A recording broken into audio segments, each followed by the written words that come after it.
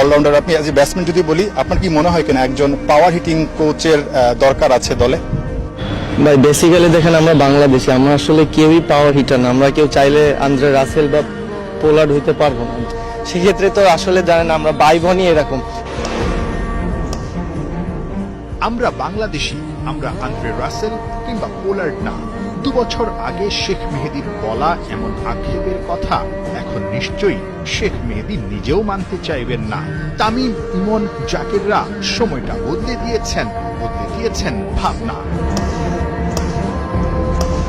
চলতি বছর প্রথম টেস্ট খেলুড়ে দেশ হিসেবে টি-20তে টাইগার ব্যাটারদের দখলে প্রথম ছক্কার সেঞ্চুরি। বাংলাদেশই এখন পর্যন্ত সবচেয়ে বেশি ছক্কার মালিক, তাতেও তৃপ্ত হতে পারছে না পিসিবি।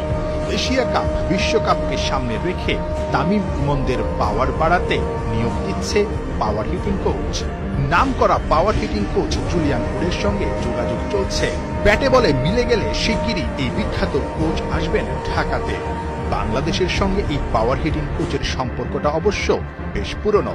2023 সালে কাজ করেছেন বিপিএল এর দল চট্টগ্রাম চ্যালেঞ্জার্সের সঙ্গে, ছিলেন আবুধাবি টি10 লিগে বাংলা টাইগার্সের সঙ্গেও। বিগ ব্যাশ, পিএসএল আর আইপিএল এ কাজ করার অভিজ্ঞতা তো আছেই।